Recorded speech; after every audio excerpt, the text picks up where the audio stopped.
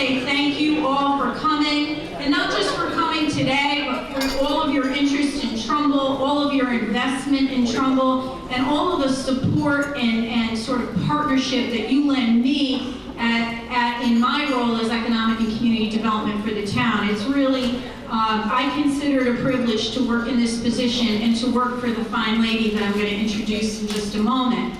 I do want to say thank you, though, to some of our staff that is just outstanding. I mean, in Trumbull, we try to be as business friendly as possible. The development, all of the departments that touch development are certainly here to implement regulations and follow safety rules. All that stuff's really important. But make no mistake, they are extremely business friendly and they want to help everything go smoothly and swiftly. They don't pile on extra kinds of things that delay development and delay business location. They are business friendly, probably amongst the best you'll ever meet. So I want to just recognize Rob LaBrandy. He's here up front. Rob Wade, he's our land use planner. Not only is he a great guy, but he's one of the funniest people. Sorry, Tom Hill. He's one of the funniest people I have ever met. He and I are, if you don't know, I won 2 comedy contests in the 90s, so we'll get there another day. But he and I go back and forth doing the stand-up in the office. We've got some good material. By the way, all of you are part of our material, too. So I want to recognize the best fire marshal in the state of Connecticut, Megan Murphy. Not only is she the best, I have a high standard for work ethics. This woman is the hardest working person in Trumbull, without question. She works constantly and has 3 kids. I don't know how she does it, and she teaches and other stuff. So Megan, thanks for all you do in your department. I don't know if Bob Dunn's here, our building official. Again, a stellar gentleman and does a fantastic job. He is not a difficult building official. For those of you who've gone through a permitting process in another town, you'll know that it can get pretty sticky. Bob is a problem solver and does a fantastic job. I want to also recognize Gia Mantillo. I'm just looking for her. She might be out in the hallway. Gia. And she is our administrative clerk, a young talent who's joined our department about a year or 2 ago. And she's awesome, and we wouldn't be here today with everything set if it wasn't for Gia. So thank you, Gia, for everything you do.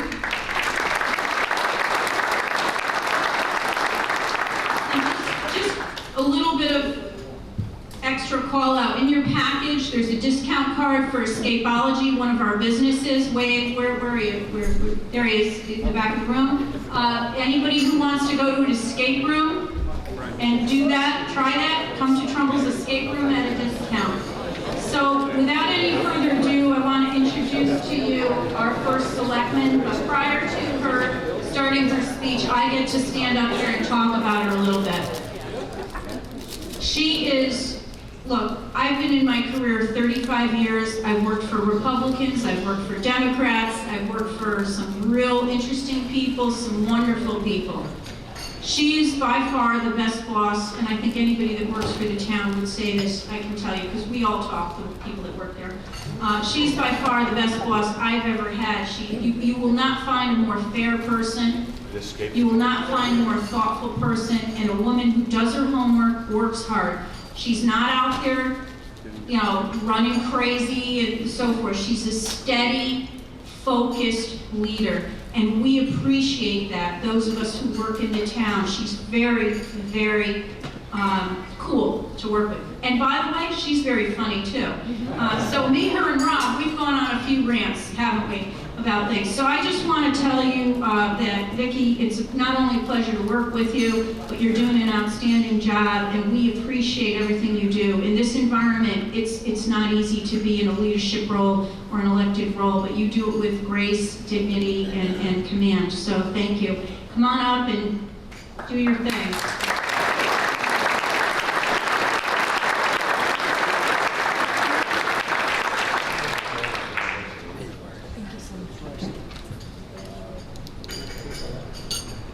Well, thank you, Rena, for that wonderful introduction. You actually saved your job, because I did notice. I actually did notice that at the beginning when you said there's all these wonderful, good-looking people in this room. You didn't mention me.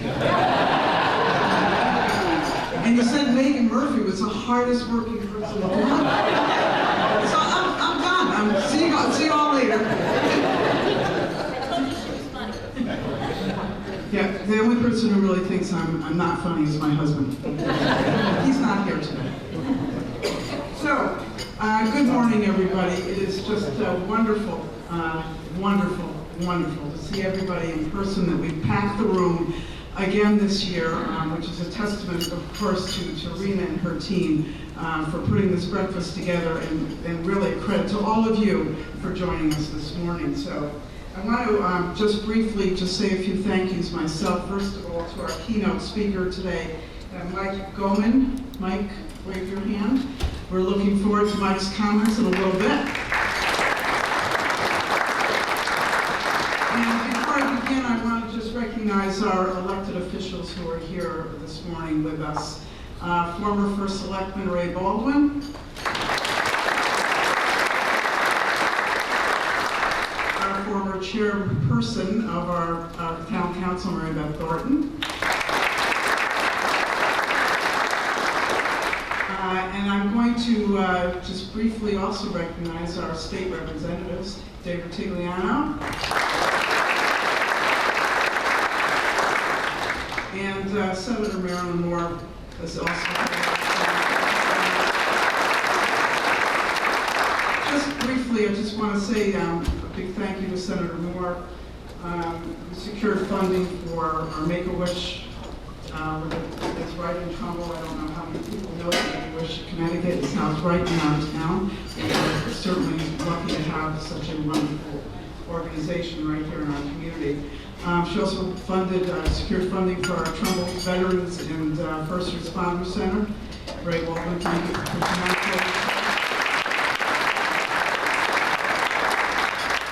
the Trumbull Nature and Art Center, and also for our mall study that we'll be talking about a little bit later during this program. So thank you, Senator Moore. Thank you, David Tigliano, as well. We appreciate all your efforts on behalf of the town of Trumbull. And I'm just going to, because I don't want to take too much time, but all of our other elected officials and board and commission members that are here today from the town of Trumbull, please stand to be recognized.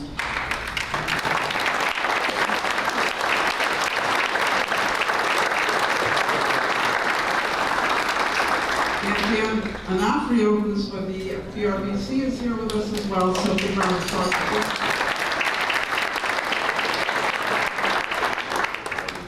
So I'm going to also thank our town staff, because without them, I could not do this job.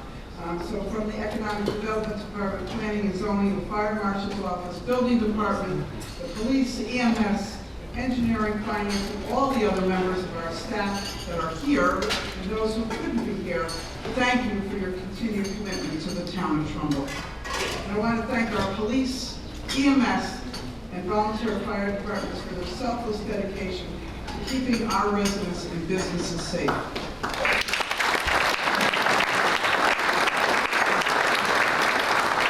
I don't see Chief Lombardo here, but certainly I rest easy every night knowing that he is the chief of police in our community.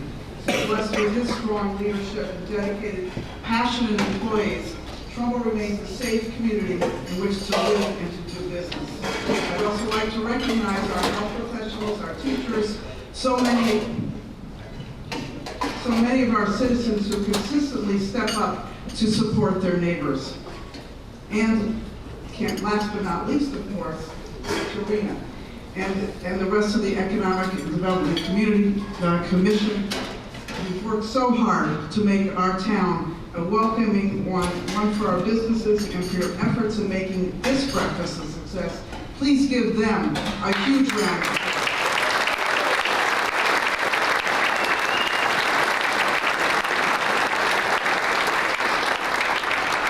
So before I go on, I'd like to observe a moment of silence for the officers ambushed and murdered and recently in Bristol, Connecticut, and their families. This is not just a loss for Bristol, it's a loss for all of us.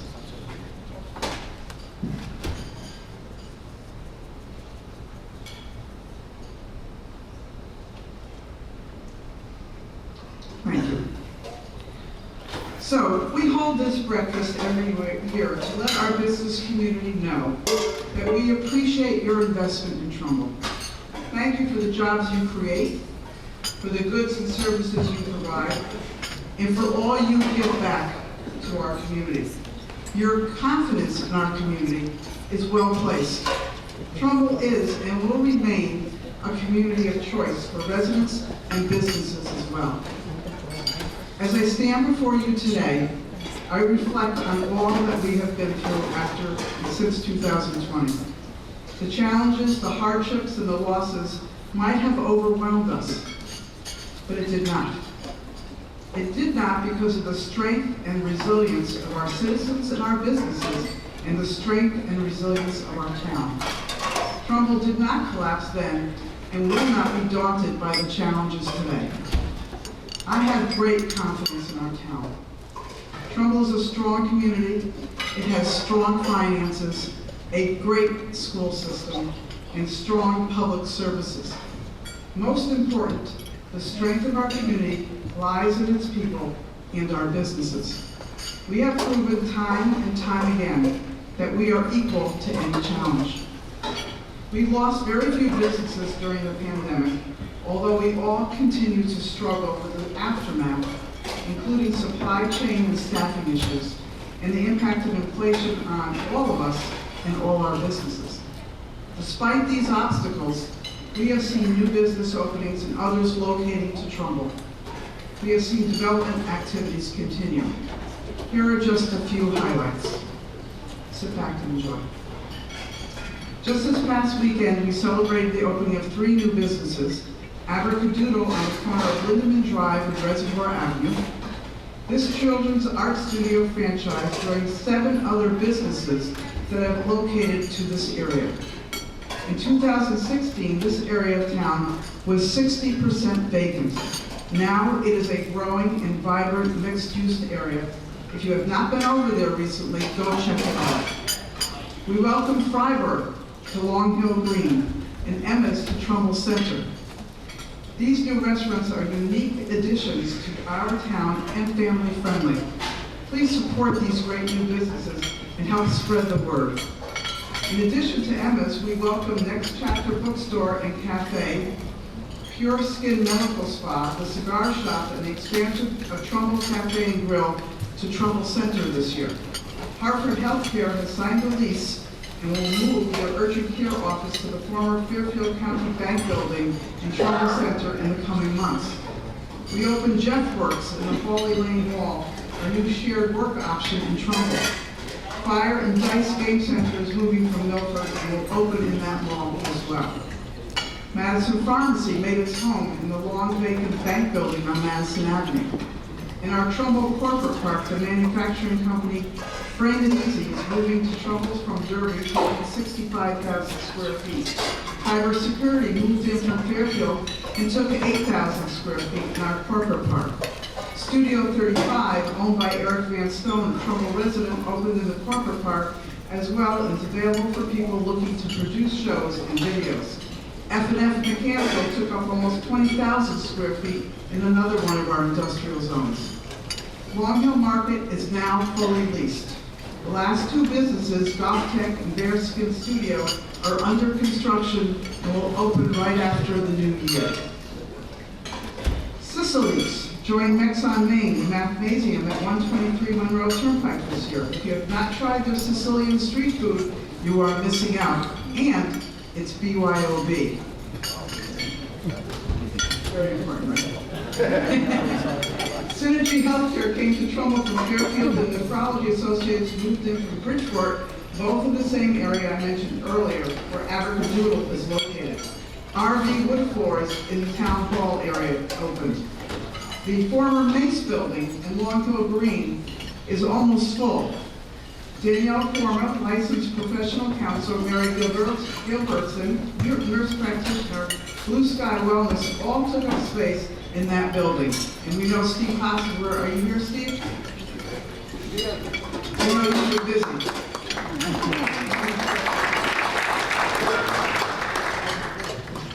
We implemented 2 highly effective programs to support our Main Street businesses.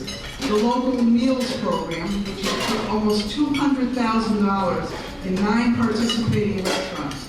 These restaurants provided 5,853 meals to 322 of our residents who were COVID-19 affected.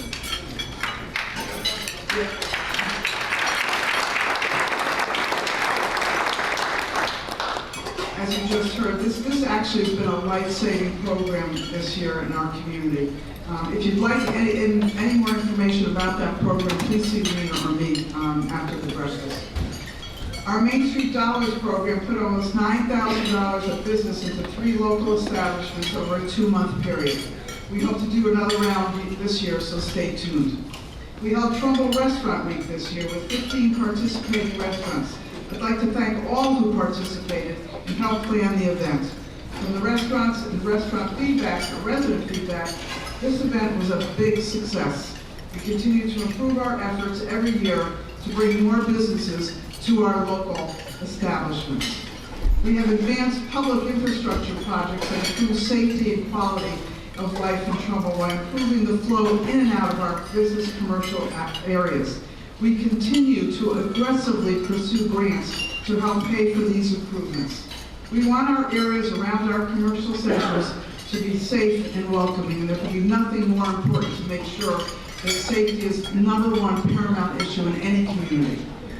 So to this end, we received grant funding to install a traffic light, safe crosswalk, and we are redirecting the trail on Route 111 near the Prime 111 Plaza.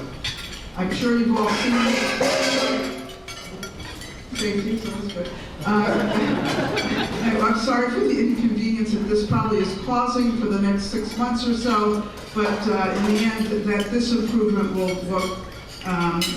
it just will be a much safer place to drive, to walk. So keep your eyes peeled when you're going through that area and be careful for the time being. As I said, this is a major safety improvement. Similar improvements are coming to Long Hill Green, where extensive sidewalks, a new traffic light paid through the town's capital plan, and safe crosswalks will be installed.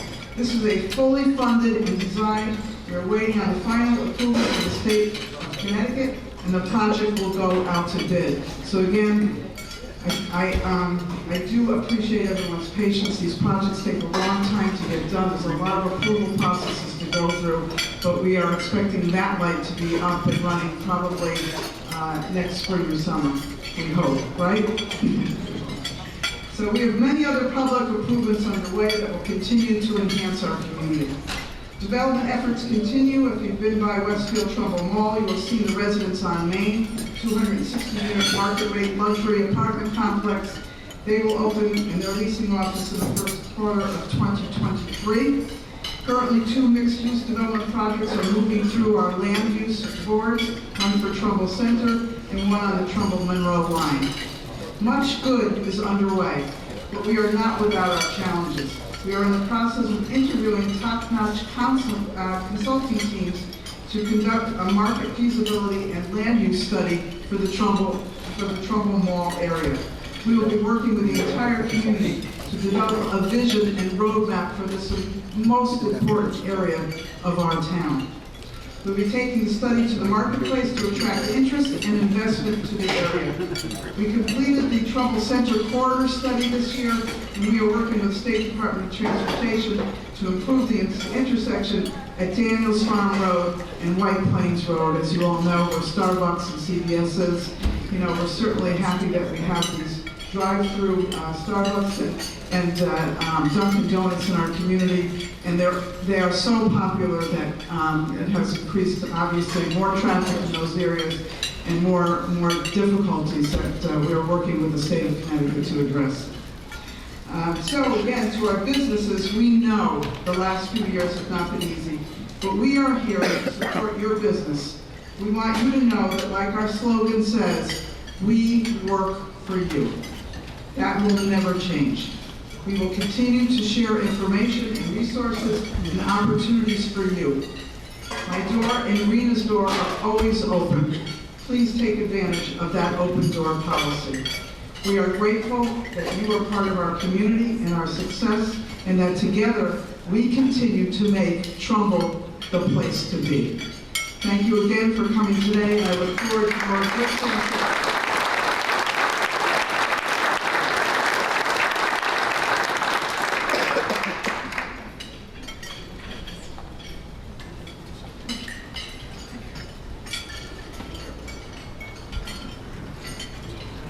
Thank you again, Vicki, for that great sort of summary of what's going on in town. There's a whole lot of other stuff going on in town, and so if we didn't mention your business expansion or your business location, please don't feel slighted. We're just trying to give some highlights across different industries and things that are happening in town. And when Vicki says our door is always open, that is constant, 7 days a week. We're responsive. Anything you need, let's talk. We're here to partner. If it's a good idea, if it's a good business, if it brings jobs, if it's a positive to our brand list, things we need to talk about it.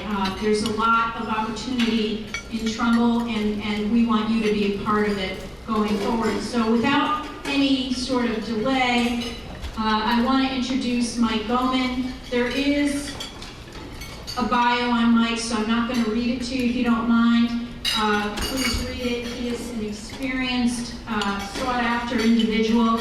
You know, they say you cannot be a prophet in your own land, so it's always good to bring somebody in who's got sort of a broader view of what's happening in the development world, the economy, what's happening with commercial real estate, and all of those kinds of things. Some of us hear it, we know it, we live it, but Mike sort of analyzes all of it and puts it into understandable terms for all of us. So we're thrilled to have him here today. Mike, come on up. Hopefully we've got the technology which is working.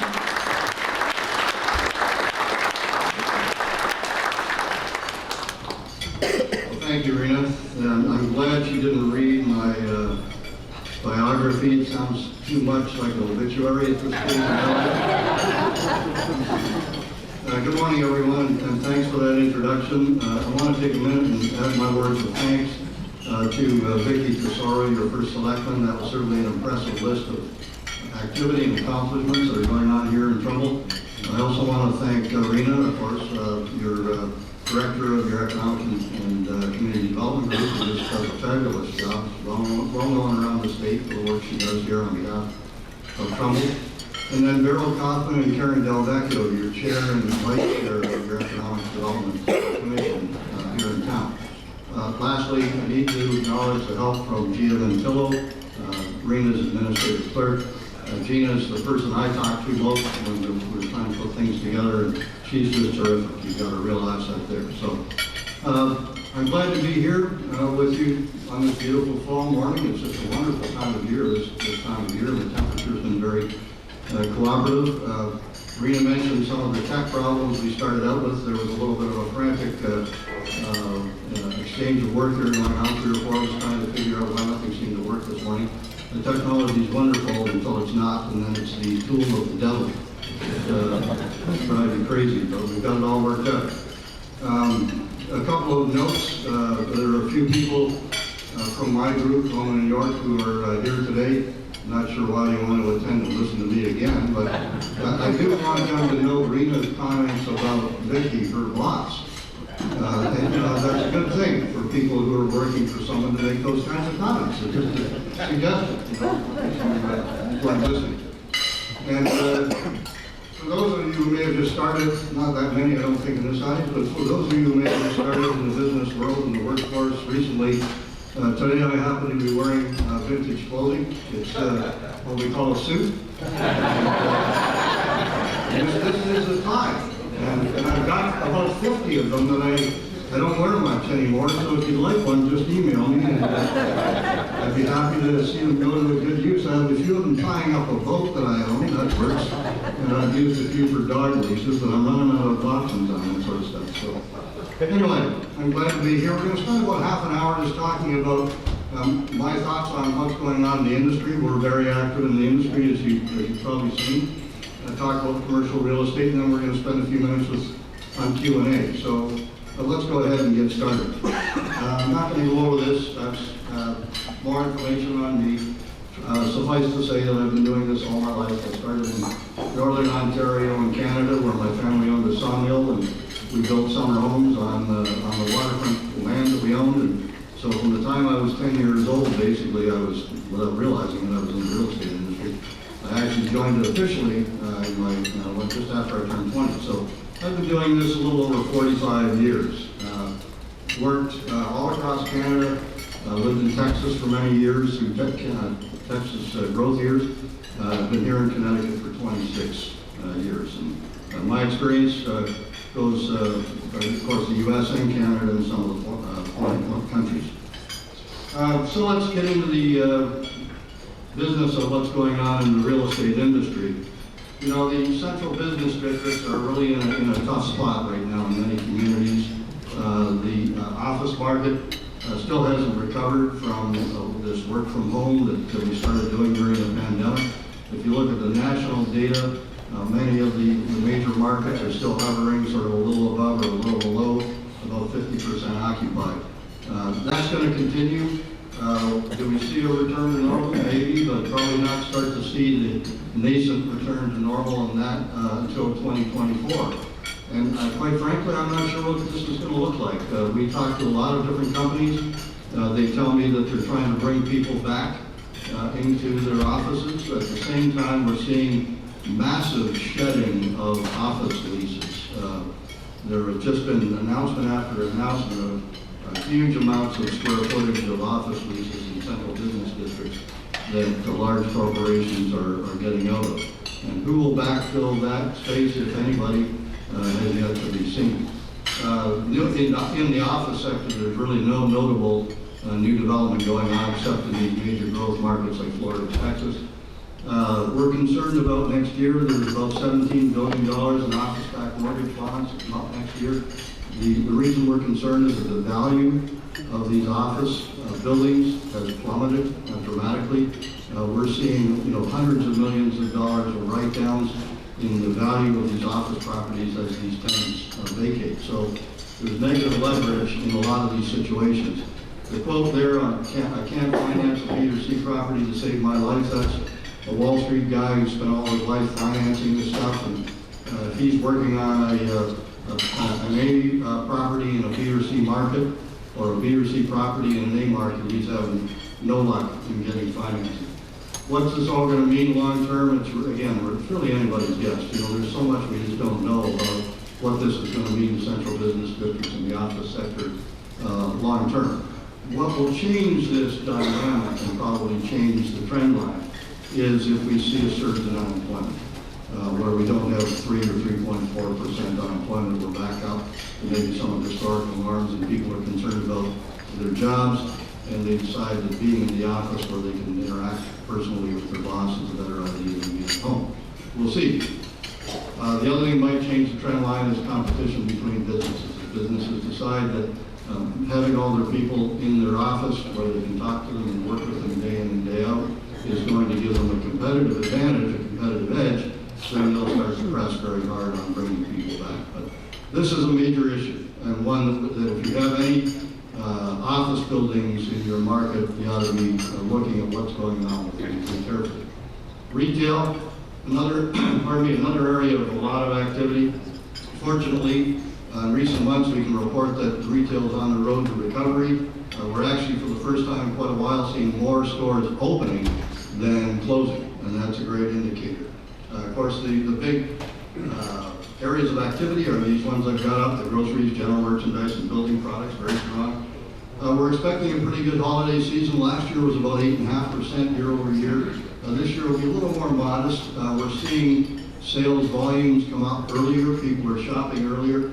I want to point out that despite all the talk about the death of brick and mortar retail as it's replaced by e-commerce, that's premature at the very least. E-commerce is still only about 13% of total retail sales, and it's flatlined. It's not growing. It hasn't grown the last couple of years. So since it surged under COVID, it hit almost 16%, but it's declined since then, and since that decline, it's started to flatline. Overwhelmingly, the number of surveys that have been done on shopper preferences show that the majority of shoppers prefer physical stores, and that's for a variety of reasons. We don't have time to get into today, but this whole discussion is one you can spend hours on as to what's going on in the minds of consumers. But the important thing is they're coming back. They still prefer physical stores. The component of retail that was always driving a lot of mall development and shopping center development was the sort of entertainment or leisure activity value of retail. You know, in recent years, in surveys, that component really declined dramatically. It's now come back, and I think it's a post-COVID phenomenon, if you will, where people, got tired of doing nothing but online retail, sitting at home in their recliner with their laptop or their mobile phone and doing all their shopping that way. And they're glad to be back out in the store. They look at it as something interesting and fun to do, and that's great. We are seeing a lot of new experiential concepts come back into retail or come into retail. So the retailers are changing their store format, so it's not just wall-to-wall merchandise, it's actually places where you can use the merchandise and maybe get some training and ask questions and so on. So that's good. Definitely the emphasis is in retail is on mobile apps. We're seeing a major shift away from online shopping on a laptop, computer, and a website to online shopping on your phone. So when we're talking to retail audiences, we're encouraging small businesses and so on to really look hard. They may have a robust website, but they really need to be looking hard at their mobile app if they have one, or developing one if they don't. The other thing that shows up in the surveys on consumer behavior is they want a frictionless experience from their store experience, which means basically don't make it a hassle for me to get what I want. So buy online, pick up in store, curbside pickup, delivery to their home, those are all very important factors. This slide is a slide, I actually started putting this slide together, believe it or not, in 1992. I was speaking in front of an audience in Las Vegas at the International Council of Shopping Centers, and we had done some analysis of the number of malls in the U.S. Give you a couple of quick figures. There's about 22 to 24 square feet of retail space per capita in the U.S. The next closest country is Canada, 12, half. Western Europe is 8 to 9. So I'm not that bright, but even I can say, gee, 24 versus 12 seems like we've got a surplus. So we started looking at A malls in B markets and B malls in C markets and so on and so on.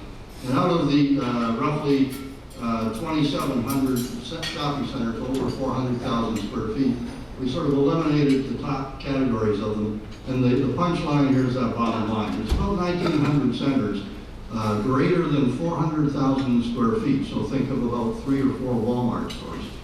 Almost 1,900 of those centers that are in Class C condition, Class C markets or worse. And as an industry, a shopping center industry, we needed to start talking about that. You can imagine how well that went over in 1992. There were Morgan and Stanley and Bear Stearns people on the same podium as me, and they were pretty angry with me because that's all they did was finance and stuff. But that was the reality. I mean, we just built too much of it, and we're still dealing with it, and we're going to continue to deal with it for a while. Moving on, restaurants, the big challenges, these are all ones you've heard about. Staffing shortages and increased costs for operating food and labor. Many of them are reducing their operating hours just because they don't have the staff. A lot of these smaller ones, unfortunately, the estimates are about a third, may never reopen, the ones that have closed over COVID. The ones that have been hit harder have been the local and the casual dining guys, where you have to, during COVID, you had to sit across the table. Nobody wanted to do that. The guys that did well during COVID were all the drive-through guys where people could pull up and pick up what they wanted and get out of there and not have to be sitting across the table from somebody. So they are slowly come back. We're seeing some recovery, but it's going to be a while, I think, because of these cost pressures and labor pressures. Hotels, if you go to Orlando, it's mobbed. I mean, the leisure travel is back in a big way. I travel a lot, and I can tell you any of the leisure destinations, those flights are full. Leisure hotels, they're full. The business travel hotels, the hotel along the interstate highway outside of Des Moines, they just lived off business travelers. They're struggling, and we've seen a lot of those close in all the markets and that's probably going to continue for a while. We don't see that changing. Single-family development, production, nationwide production overall, if you look at the totals, is still down. But it's following the population growth. Again, if you go to the big growth areas, Charlotte, Nashville, Texas, Florida, Phoenix. There's enormous growth still going on in housing construction. But outside of those markets, it's slowed down substantially. Prices, even in those markets, prices are cooling off. Supply is increasing, the number of days on market has gone up. And that's really an impact of rising interest rates. The rates are now, I guess as of yesterday's increase, are now at a 15-year high. So that's cooling the market off. Single-family rental of housing has seen substantial growth. Not so much in the Connecticut market, but certainly in the southern markets, huge growth. Literally thousands upon thousands of new homes being built up, purposely built to be single-family rental homes. Blackstone came in earlier this year with a $6 billion investment buying 17,000 homes. And the interesting thing about them is they had exited that business a few years before, but they came back in a big way. All these big guys that I've got up here, they've all entered the single-family rental market in the real estate portfolio, and that's going to continue for a while. There's roughly $30 billion coming into it this year, and about 100,000 new homes that we built this year just for that purpose. And the quote there is again from a Wall Street finance guy, and he says, you know, this is the single-family rental right now is getting them the best return on investment of all the sectors. Apartment development, lots of activity here in Connecticut, but also lots of activity across the country in most markets. We are showing some signs of weakness. We've seen significant cost increases. We were looking at something the other day. The cost of a single-family unit, per apartment cost in a major multifamily development is coming in about $325,000 per unit. Wasn't that long ago where that was about $225,000, $250,000. So big jump in the cost of doing these developments. But we're still seeing rent growth in a lot of these markets, especially in the south. These are driven by people in these categories. Empty nesters, that's the people who are they're not retired yet. The retirement's on the horizon. They have sold a big house. They don't want to look after the leaves and the cutting the grass and the plowing snow. They want to travel more, so they're going to rent a luxury apartment. They may own a house in a southern community that they go to in the winter. Double income, no kids or dinks, that's the young couple that maybe they're engineers at Pratt & Whitney or Sikorsky, both earning good incomes, they're still paying off college debt, not quite ready to buy a house, but they have enough income to rent a nice place that will accommodate all their hobbies and pastimes and the dog that they have and so on.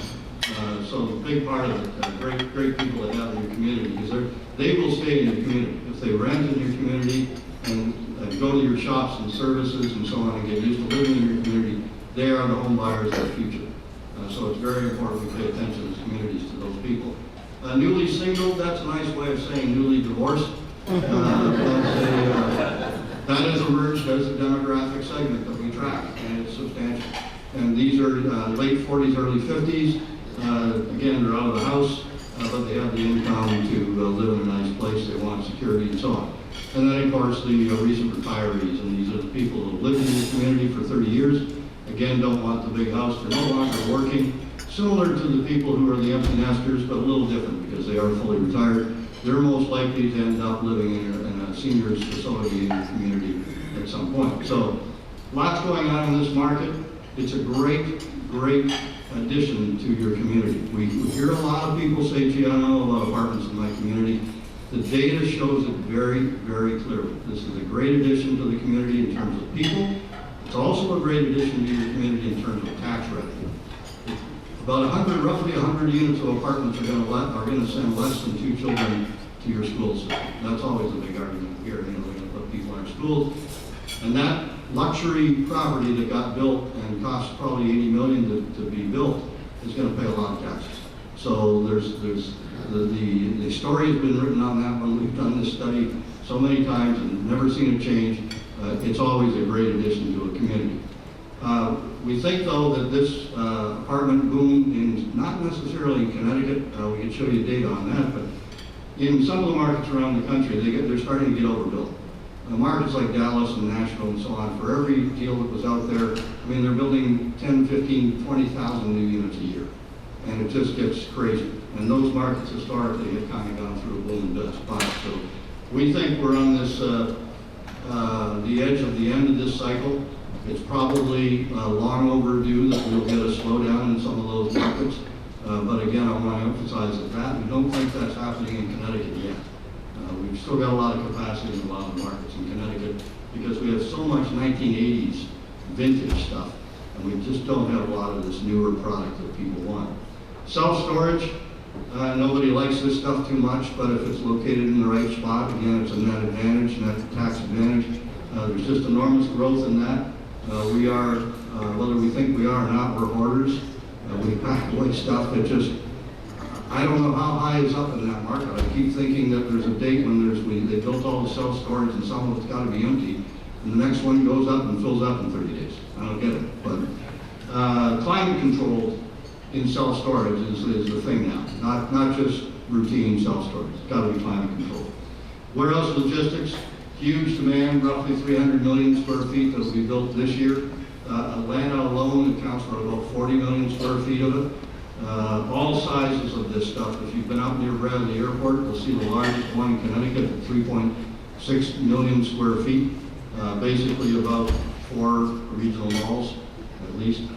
But also small stuff, the 35,000 square foot properties as well. So this warehouse logistics business has been growing. It's not just being generated by online retail, it's being generated by the way companies operate. So it has to be, a lot of it today has to be high bay. If you've got a lot of these, the older, anywhere from 12 to 18 foot height, ceiling height in your community's inventory of warehouse, that stuff might go wanting for tenants. But if it's above 18 feet, ideally above 30 feet, it's going to be in demand. Again, similar to self-storage, the climate-controlled, refrigerated, and cold storage and frozen is the market to be in right now if you're building that stuff. Look, there's liquidity out there for this. There's substantial demand. The fundamentals of that industry continue to be very strong. We're still seeing price gains on price per square foot when this stuff sells. So that market we think will continue to grow. This is just a quick graphic our folks put together. Somewhere hidden in there is just north of Hartford. This is up around the airport area of Hartford. And this is just 100,000, 3 million square feet, new development just in the last about 24 months that have gone up, all those little brand names that you can see there. So a lot of activity. What are we watching short term? These hotels we talked about, the casual dining, and the local restaurants. You know, they went into this with low liquidity. They're the ones you have to pay attention to, along with specialty retailers for the same reason. Companies that are tied to the travel industry. Midterm, we're watching office buildings in the central business district. Just trying to keep an eye on my time here. And also the B&C retail stuff that we talked about. And not to belabor that point, but we've seen major regional malls devalue. One up in upstate New York from 800 million down to 200 million. We see a lot of them in the mid 100 million range that are being devalued down to the $20 million range. So these B&C retail malls, particularly in your community, you're probably experiencing that already. But that's the stuff to be watching what happens with it midterm. Long term, again, back to the central business district office areas. We just don't know how that stuff is going to get backfilled and whether it ever will get backfilled. We're talking to major corporations that see themselves having 20 to 40% of their employees working from home 20 to 40% of the time. So if you start doing the math, the result is they just don't need as much square footage. Again, regional malls on a long-term basis, short-term is the immediate devaluation and vacancy that's occurring. Long-term is what do you do with that 100-acre parcel that's well located in your community, and many companies are working on that now. Of course, assessed values of commercial real estate are being hit, office and retail primarily. And then here in Connecticut, it's very important for communities to pay particular attention to the older assets in your communities. Things that were built in 1960, those things are now 60 years old. Those buildings weren't designed to be 60-year buildings. Most of them were designed to be 40-year buildings. So if you've got a lot of older office, warehouse, retail, whatever it might be, you need to be thinking about what that's going to mean to your community. We're going through one right now, an older office building that was never sprinklered because at the time the code didn't require it. I mean, that's You know, it's an office tower. You just can't do that anymore. But how do you retrofit a large office tower, several 100,000 square feet with a sprinkler system, an existing one, tenants? I mean, these things are real problems. HVAC systems, you know, they change those every 20 or 30 years, but when you get into something that's 60 years old, now you're talking about structural issues, you're talking about the entire electrical system, all of the plumbing, all kinds of major issues that start to come up and become problems.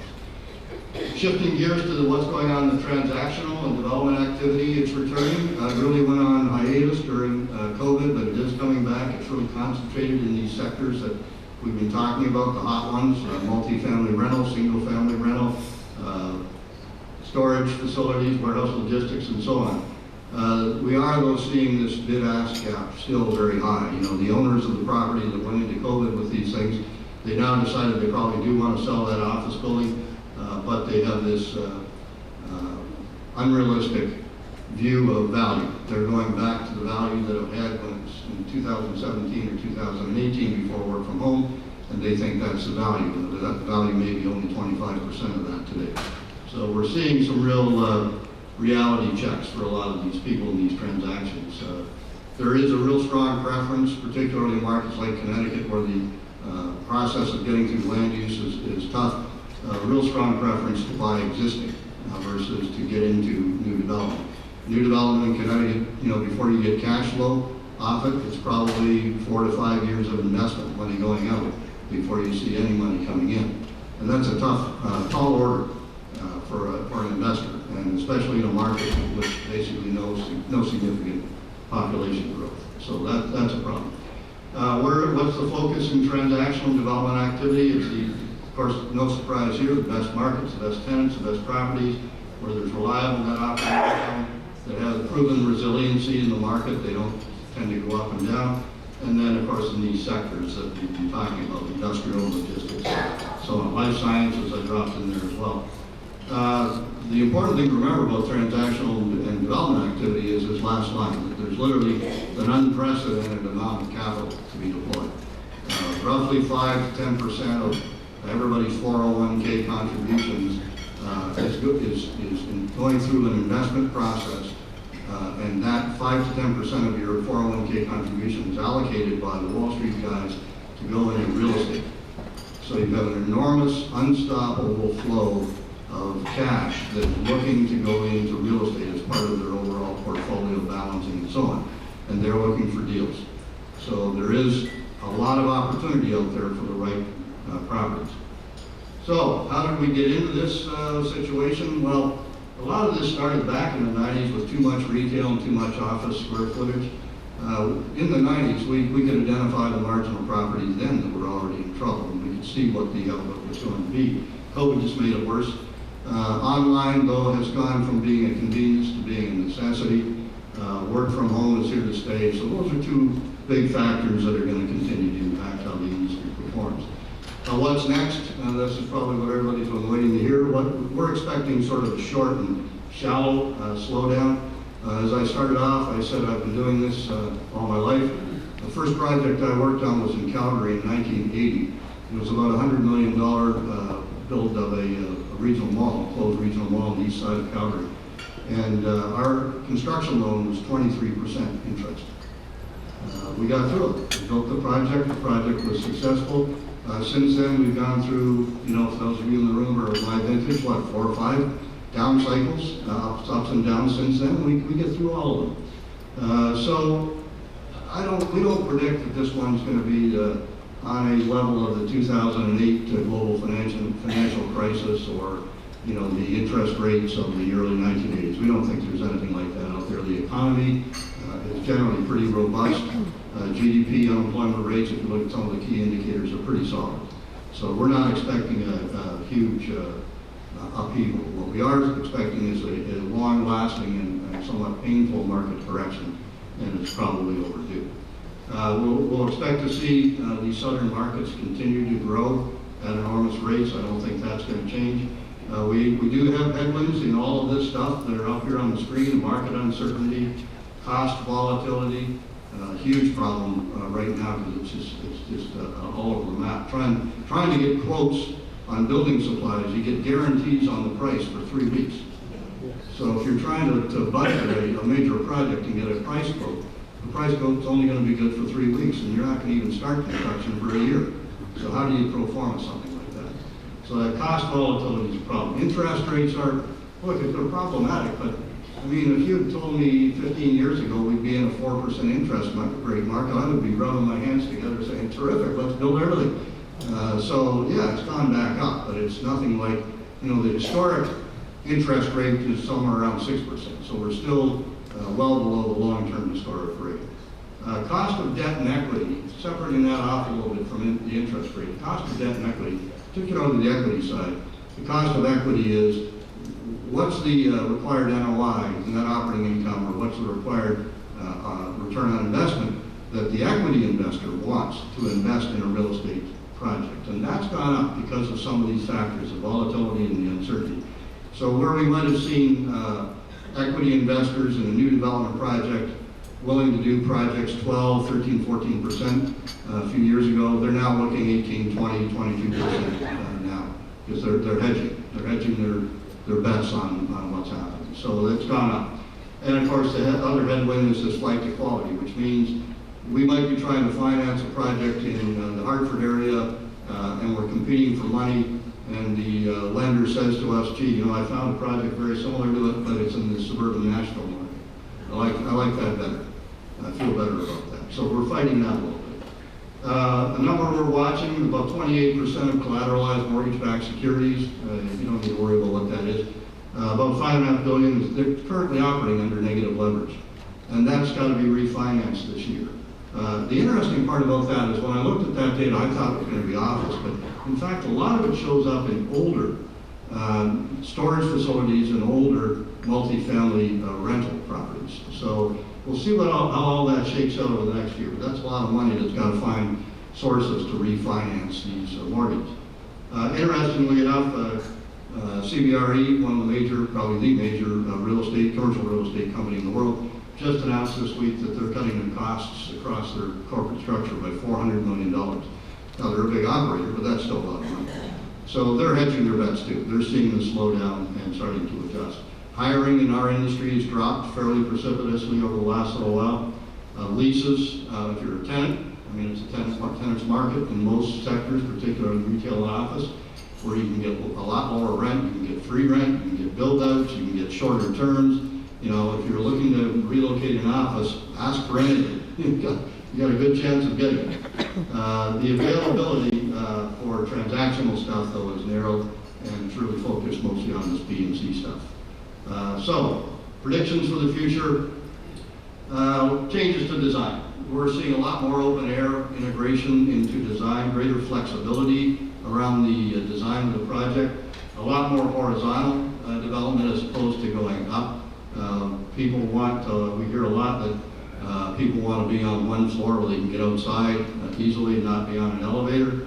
A lot of activity and increased drive-throughs.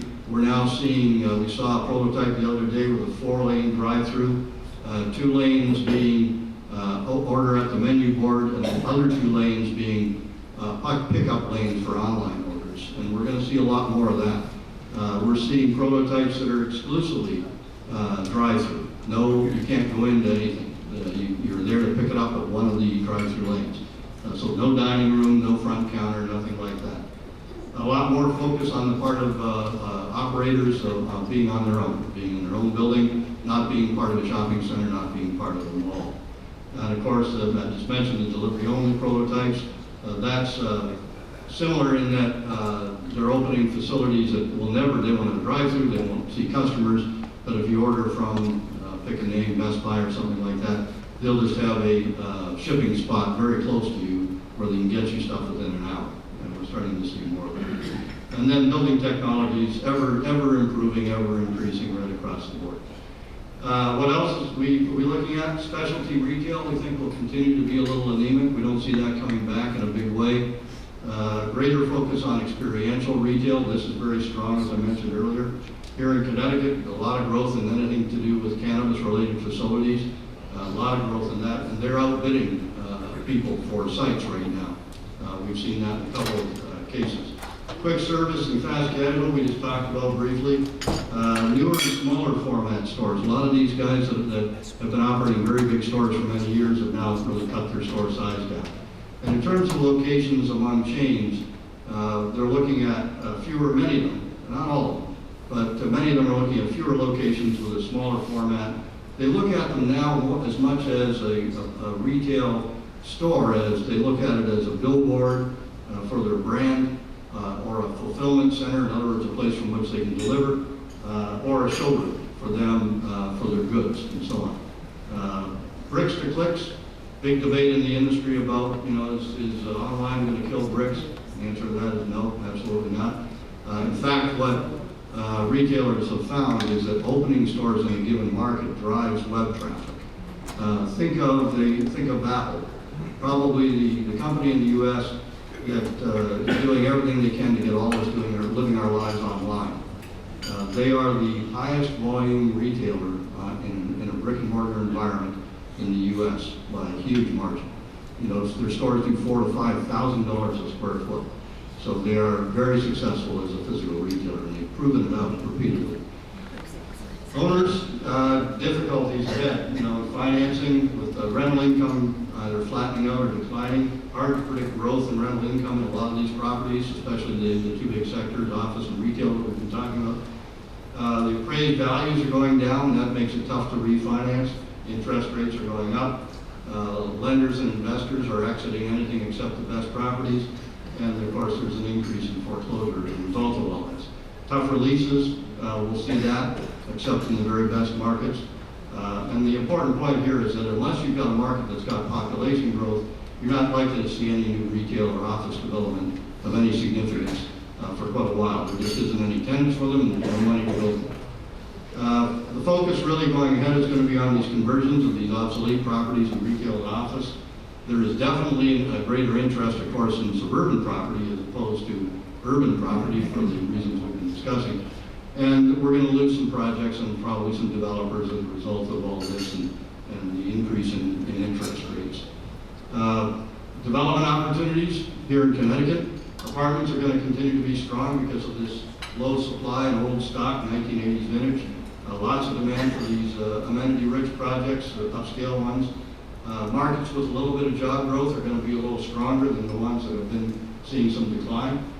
If you're near a highway transit corridor or near clusters of food and beverage or recreation, those are good locations for this apartment project. And these markets, Groton, London, Fairfield County, Hartford, Naugatuck, all strong markets from a data standpoint for continued development in this area. Industrial, of course, it makes sense near highway and transportation nodes. Where there's available labor, that's critical. There's got to be a labor market nearby. And they like to be near similar uses, partly because of that labor issue. Continued redevelopment opportunities. All this stuff here in Connecticut will be based on market research, whether it's socioeconomic or competition. We're not seeing the sort of, gee, there's an empty site, let's build something there kind of development that we saw years ago. It has to be supported by very, very strong market and financial feasibility research. There's a lot of tough questioning on that. We do a lot of that work, and we get growth over that. A lot of conceptual planning. Most of this is going to be around conversions or additions to existing projects. A lot of community engagement is required to get this stuff done properly, and you have to generate support. And as you're doing this kind of stuff in the markets here in Connecticut, because of this low growth environment we're in, you have to be looking all the time at the minimization of risk. You can get this stuff financed in our markets, but you have to adjust the risk profile so it looks a little better than doing it in some of these strong growth markets. On conversions, that last sentence, so that's why it's bolded. Conversions will make sense only if the property can be acquired by the redeveloper at a low cost per square foot. And that's the pain for the people that own it. You can't sell a regional mall at $150 a foot and expect somebody's going to be able to redevelop that. They're going to need to be able to buy it for $10 or $15 a square foot, and then they can afford to redevelop it. What kind of conversions? Hotels and office will be converted to housing. We're seeing that happen quite a few locations around the state. Retail, lots of different things. I mean, these are big spaces. You can tuck all kinds of things in them. Food and beverage, these are some of the interesting ones. We've seen some great conversions of smaller retail stuff and smaller warehouse stuff to some food halls.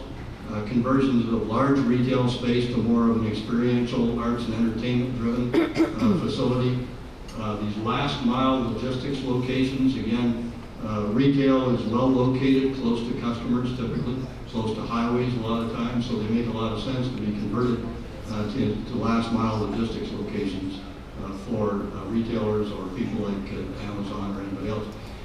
Conversion of some retail to co-working space. I think you've got a little bit of that going on here in town. And we're seeing the addition of multifamily residential. So the Sears store comes down, or the Macy's store comes down, and a luxury apartment residential goes up on that property.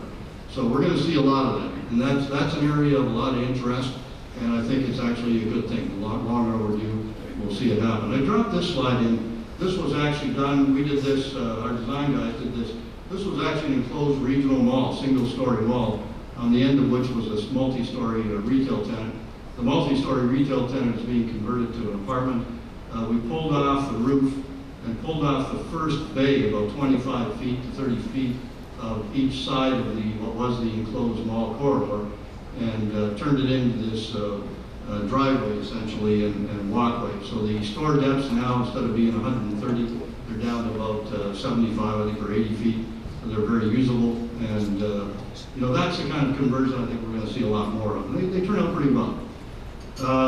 Lastly, on this opportunities and development, redevelopment, we're still seeing out-of-state investors coming into Connecticut. We're going to continue to see that. We see that a lot of it's coming in because the pricing is better here. If they're trying to go into Dallas, they've got 10 people they're competing against in Dallas, and the price gets bid up. So a lot less competition. So quickly, and I know Rena's standing here wanting me to get off here. For communities, be proactive. Look at your regs, and the highlight in red is swift, simple, and certain. Happy to talk more about that at some point. You're going to get a lot of requests for incentives. Consider them. I mean, they can work pretty well for the community, and be as flexible as you can be. Work with everybody across the spectrum in your community, chambers of commerce, and of course, all your leaders and your pull in your real estate people, the commercial real estate people. They'll help you out when you're trying to work something out. Focus though on creating tax revenue, protecting the tax revenue, but also remember the value of what we call a halo business, which is the ability of, maybe it's a terrific restaurant that you can get in your downtown area, and if they come in, they will bring other great restaurants with them. Omni-channel, we've heard a lot about it. At the end of the day, it's a lot of talk. You know, customers really are going to use what's most convenient and what will get the job done. For business owners, mobile first, convenience, that frictionless experience, very important. Keep in mind that all the surveys show that the digital-only customers are the least satisfied. So focus on that, focus on what you can do in your store. So let me wrap up here. We're going to make some assumptions, and these assumptions are based on the following: that there is no increase in the geopolitical instability or a pandemic or an unexpected change in interest rates or an energy crisis or some sort of unexpected shift in key indicators. And if all that remains stable, we think this is a pretty good market. There's going to be good opportunities at lower cost. There's emerging demand for products and services. There's a lot of capital, as I mentioned, looking for ideas and projects. We have some headwinds, but it's not the end of sight. It's simply an end of the cycle. It's not the end of the world. And again, there's great opportunity here. So I've been using this quote repeatedly over the years in speeches that I've given, and it just keeps remaining apt. So this is from A Tale of Two Cities, and I'm not going to read the whole thing, but you're all familiar with it. It was the best of times, and it was the worst of times, and that seems to capture the market that we're in. So thank you very much. Do we have any time left for questions?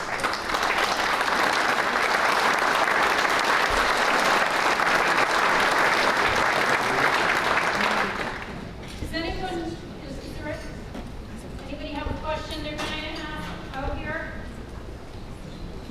Yes, I have a question. You did address the healthcare market. Tell me what your opinion is on whether it be ambulatory, outpatient, doctor's offices, groups of that sort going into this space, especially into malls or been a huge growth market for many years.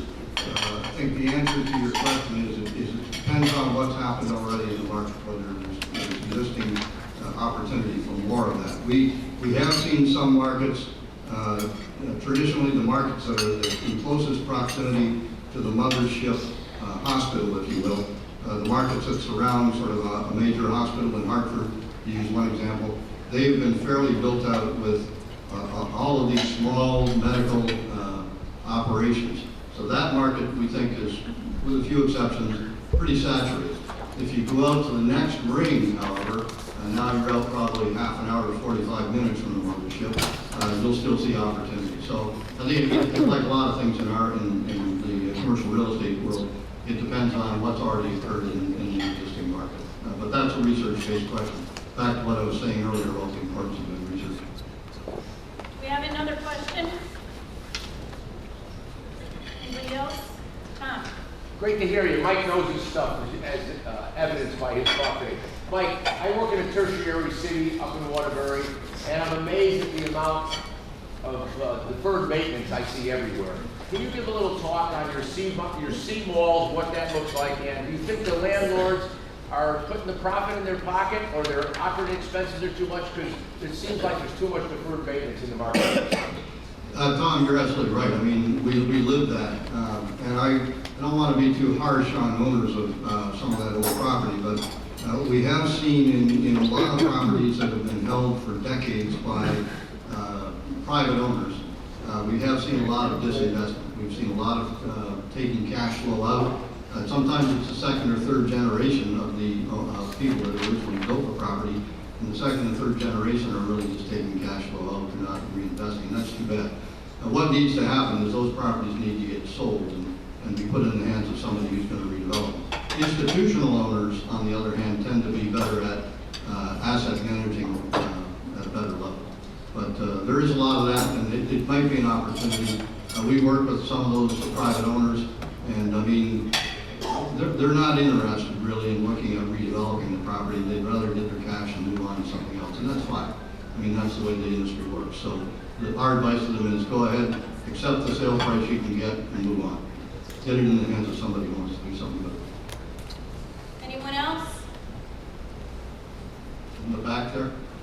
You mentioned a decrease in hiring 30 to 50%. Is that specific to a construction industry when apparently the job markets are huge right now? They're still looking for people. So is that specific to one particular industry? Say the first part of your question again, if you would. In relation to hiring, one of your comments there says hiring was down 30 to 50%. Right. But if you look at a nationwide basis, there are many jobs that are unfilled. Is this specific to a specific industry? Is it specific to basically commercial construction? Yeah, it's mostly in the commercial real estate industry, and the construction is the opposite. I mean, the construction industry can't find the people that they need. But the two industries that have shed jobs, the most have been local retail, local food and beverage, as they struggle with low liquidity and low business. But then in the commercial real estate industry, the development industry in many markets has virtually evaporated. I mean, there was a time when one of the major retailers might have had 20 to 30 real estate people working on expansions all around the country. And I won't name them, but major retailer that we all know well. And they had over 24 real estate reps working in markets all around the country building new or doing new deals. They're down to one person. So that's become very common. I don't think that's going to change much. Anyone else? Carmen? Good morning. My name is Carmen Nieves with The Workplace, and I've been seeing a lot of work around community engagement, and you talked a little bit about that, but you referenced it in a way that communities are saying they want these businesses. What is your perspective on how those businesses can give back to their community in a civic way that helps helps the community be a better place to live, work, and play? I would love to see kind of your perspective on that, or hear a little bit about the other way. We can spend a morning talking about that issue. Look, I think that what happens in a boom time is we all kind of get focused in our lane, right? We really focus on doing what we do. All of us. It doesn't matter what we do.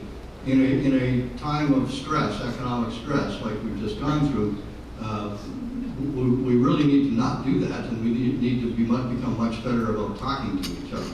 And I think we started to do a little bit of that, although the COVID thing, of course, made us have to do that online. But I think some lessons coming out of COVID, and we talk about this a lot with our community clients, and we have probably a little over 40 community clients right now. It's important that coming out of COVID, we retain and we build on that business of communicating better than we did before. We can't afford to stay in our lane anymore. We're in a no-growth market. We have some real issues with central business district office and with some of this retail stuff. We're not going to solve it by each of us staying in our lane. That's sort of my point in that one slide where I said a lot more engagement, a lot more discussion between groups like Arena's group, the political leadership, the Chamber of Commerce, the commercial real estate industry, the building owners. We have to learn to be better at talking to each other about what we're trying to accomplish, because like it or not, we're kind of all joined at the hip. The retail property is not going to do better unless the community supports it. We're not going to see increases in tax revenue unless we see increased activity. And we're not going to see that happen unless we're all kind of pulling together in the same way. So I think, it's maybe a too vague answer, but it's the best one I can give you in a short period of time. The important thing, I think, is I hope we all come out of this really understanding the importance of better communication, more regular communication, more honest communication. Property owners are guilty of kind of, I don't want to show you how my property is doing financially. Bad idea. Put it all out there. I mean, it's not rocket science. Ask for help. Ask for solutions and engage people. You got to start somewhere, and I can tell you where we work with communities that start to endorse this. It happens. I mean, I'm going through it right now. I was on an email chain this morning. We have a building owner that's trying to get a major restaurant operator to come in. The mayor of the town, and all the EDC staff really want this all to happen, and they're all pulling together. And I think it's going to happen, and they've gotten very creative. 5 years ago, I don't think if we'd asked the town, gee, will you help us out in trying to get this restaurant operator here, they would have said, what are you asking us for? We don't do that sort of stuff, But they get it. And the building owner started yesterday and saying, I don't want to show my pro forma. And I said, not happening. The pro forma's got to be on the table. You're asking the town to contribute something. You can't tell them half the story. That doesn't work. Let's get it all on the table. Everybody's reasonable, and everybody just wants to come away with a little bit of a win here. We can get it done. So I think the answer is the community engagement, better communication. I hope we can all do better at that. One last burning question, anyone, or are we good? Well, thank you again. So much.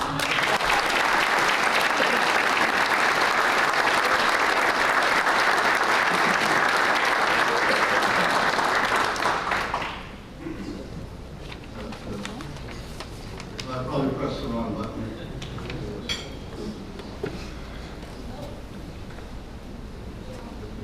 Okay, Gina just asked if my presentation is available. The answer is yes. My email is down in the lower right-hand corner. Send me a note. I'm on the road the rest of the week, but I'll get it to you next week sometime if it's happening.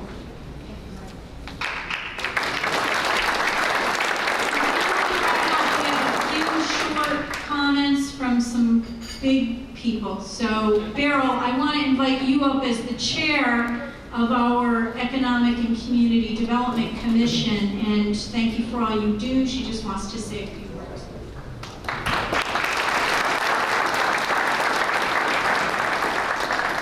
Good morning. It's nice to see so many old faces, old friends from previous lives, and meet a lot of new people. We brought you here today for 3 reasons. We brought you here to celebrate our success and your success, and to appreciate all of the work you're doing to help Trumbull grow and stay a vital community, and all of you who volunteer your time for us. And lastly, we brought you here to educate.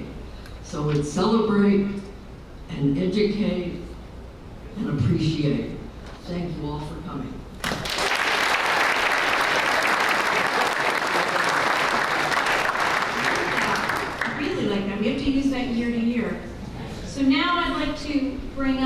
someone, the gentleman in the bright red jacket. I'm going to switch the order a little. Where's Dan? We're going to bring you up after. George Estrada, if you don't know George, I'm shocked, but if you don't, he is the Director of Public Works for our town of Trumbull. Prior to this, he was the Facilities Director at University of Bridgeport. Prior to that, he was the Director of Public Works for the City of Bridgeport. I had the pleasure of working with him there as well. He's just a great colleague, and he is the Barnum Festival ringmaster, so he wants to talk to you about the Barnum Festival.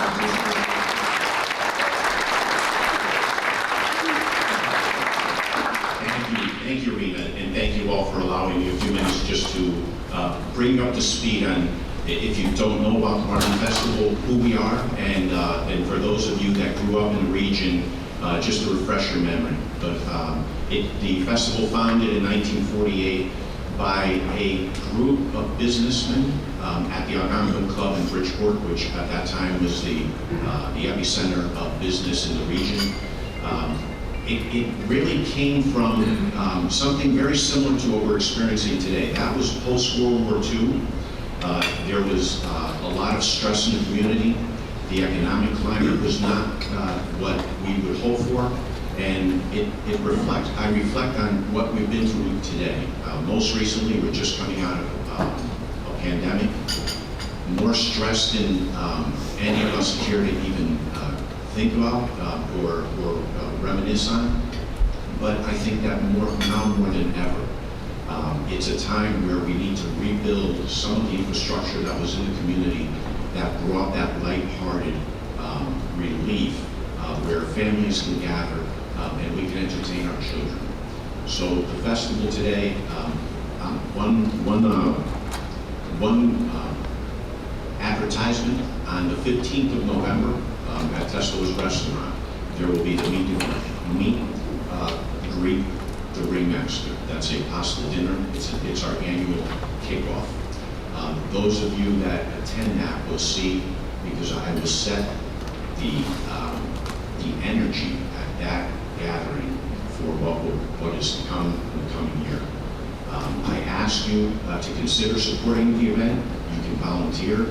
Those of you that can financially support the festival is very important because we have numerous free events culminating in a big street parade on July 2nd next year. But we have a number of events that go through there beginning in January, trying to attract new members of our community, the younger generation. We have cornhole tournaments. We are in discussions with a couple of businesses in the area. I really can't get into much detail, but I hope within the next month or two to have some major announcements of some really unique, fun things that will evolve over the course of the next 6 months. Thank you for allowing me to address you today. It's wonderful to see the energy. Mr. Goldman, that was an incredible presentation. I actually jotted down a bunch of notes because some things from what I learned today I will carry through as we plan our festival. Thank you. If folks want more information about the festival, where do they go? You can call me or George, but where else do they go? BarnumFestival.org. There's plenty of opportunity for the businesses in the room that want exposure regionally, want to be part of something really fun and exciting and multicultural to get a lot of exposure through the festival. There's a lot of sponsorship opportunities, so please reach out to George and the festival if you're interested in that.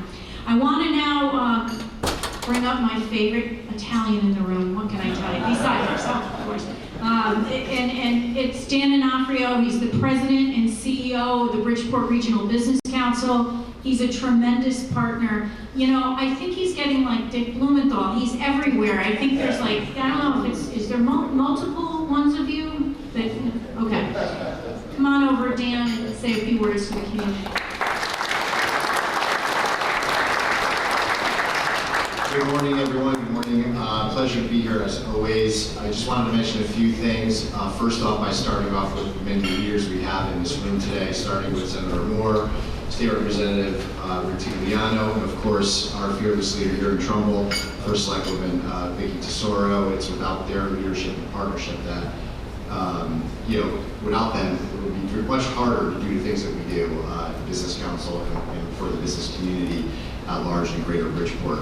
I did want to acknowledge the chairperson or chairman of the Trumbull Chamber of Commerce, Fred Petrosi, who's here.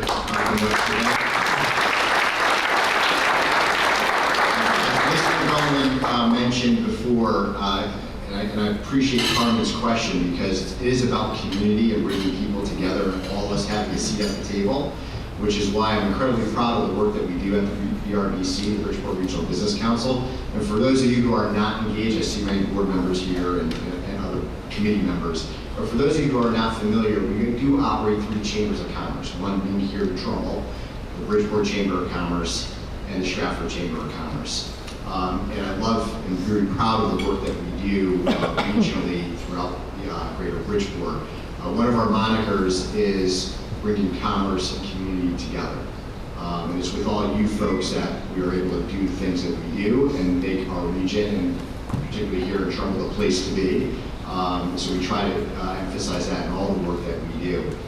So with that, I invite all of you, if you're not engaged in the BRDC or any of our chambers or any of our committees, I invite all of you to participate at some level.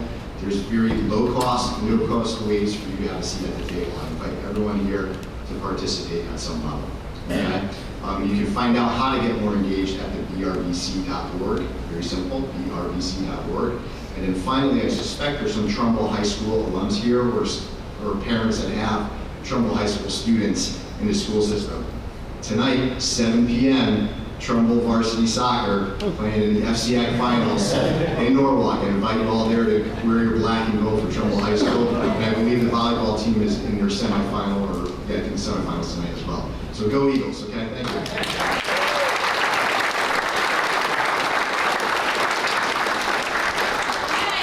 We're getting ready to wrap up. I'm the fearless leader coming over. I still have my job. What happened to the race? Forget that. Look at it, John.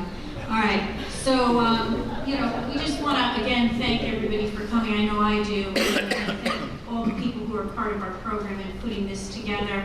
We'll be back next year, and I expect you all here. I think we're going to go to an even bigger room next year. So thank you on my behalf. And I will thank you again for joining us to this wonderful breakfast. Another round of applause to Rena and her team.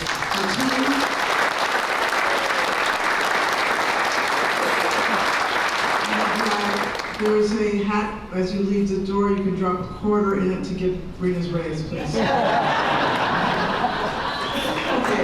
50 cents. Thank you again.